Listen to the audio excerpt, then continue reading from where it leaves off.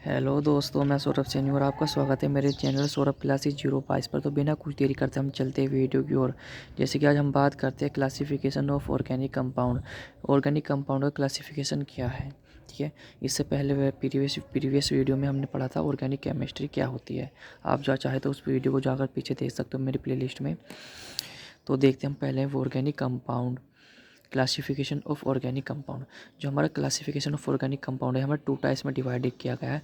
Organic compound can be classified 2 वे, ठीक है ना। पहला क्या है, on the basis of structure. Second है on the basis of functional group. पहले हम बात करते हैं on the basis of structure की, ठीक है। चलो आते हैं on the basis of structure पर। हमारा ऑर्गेनिक कंपाउंड है, ये हमारा 2 टाइप्स के होता है। पहला होता है एलिफेटिक, दूसरा होता है साइक्लिक। जो एलिफेटिक होते हैं ये ओपन चेन होता है, लेकिन जो हमारे साइक्लिक होते हैं ये क्लोज चेन होते हैं। देखा होगा साइक्लिक क्लोज्ड होती है, जितने भी हमारे कंपाउंड होते हैं क्लोज्ड होते हैं, रिंग में होते हैं।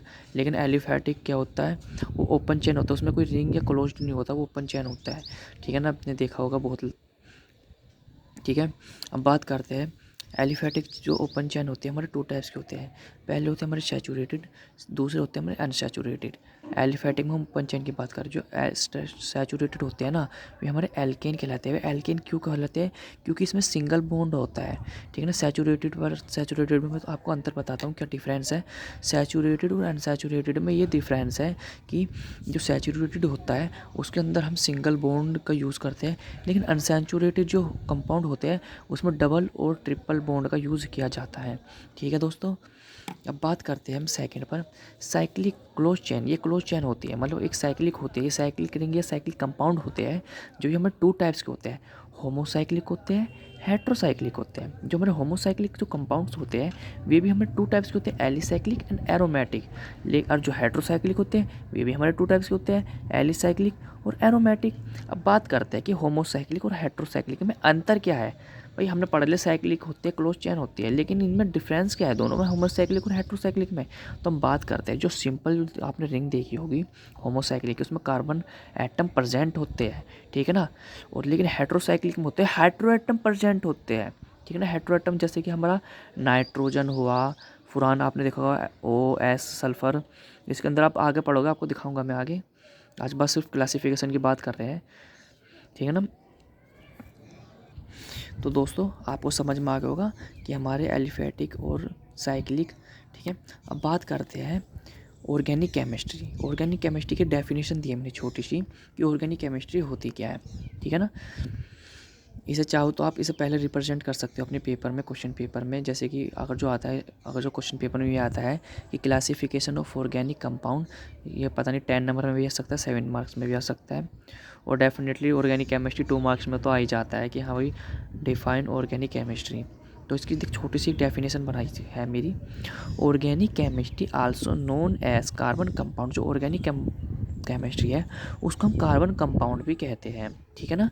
And to the study of large of chemical compound, जिसके अंदर हम स्टडी करते हैं किसकी, large class of chemical compound, जो लंबी श्रृंखला की केमिकल कंपाउंड है उसकी।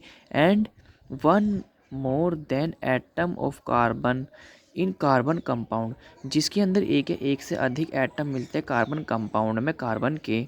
एंड अटैच्ड कोविलेंट बॉन्ड, जिसमें कोविलेंट बॉन्ड अटैच्ड होता है। कहने का मतलब यही है कि ऑर्गेनिक केमिस्ट्री को हम कार्बन कंपाउंड भी कह सकते हैं। जो ये एक लंबी श्रृंखला की एक चेन होती है, कार्बन कंपाउंड होता है, जिसके अंदर हम एक या एक से अधिक कार्बन एटम को एक से अधिक एटम पाए जाते हैं, और ये कोविलेंट बॉन्ड से अटैच्ड होता है। आई होप दोस्तों कि मैं आपको ये वीडियो समझ में आ गई होगी, और पूरे नोट्स देखने के लिए मेरे चैनल को सब्सक्राइब करें।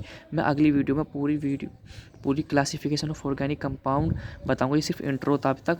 मैं पूरी फर्स्ट यूनिट का फार्मास्यूटिकल ऑर्गेनिक केमिस्ट्री का पूरा आपको बता दूंगा कि ऑर्गेनिक केमिस्ट्री क्या होती है, उसकी क्लासिफिकेशन बताऊंगा मैं आपको, ठीक है। नोमेनक्लेचर ऑफ ऑर्गेनिक कंपाउंड बताऊंगा, और आइसोमेरिज्म में आपका जल्दी कराऊंगा। अगर जो दोस्तों आपको फार्मा से रिलेटेड कुछ भी वीडियो चाहिए तो मेरे चैनल को सब्सक्राइब करें, और समय समय पर आप पाते रहिए अपडेट फार्मेसी से रिलेटेड। और दोस्तों आपको साइड में नीचे दिख रहा होगा आई बेल कैन भी ऑन कर देना, कि मेरी जैसे ही आप अपनी वीडियो अपलोड कर दो सबसे पहले आपका नोटिफिकेशन पे जाए, जिससे कि आपको पता चल जाए कि मैंने वीडियो छोड़ दिया है, और उस वीडियो का आप पूरा बेनिफिशियल फ़ायदा उठाएं। ओके दोस्तों, टेक केयर, मिलते हैं हम अगली वीडियो में।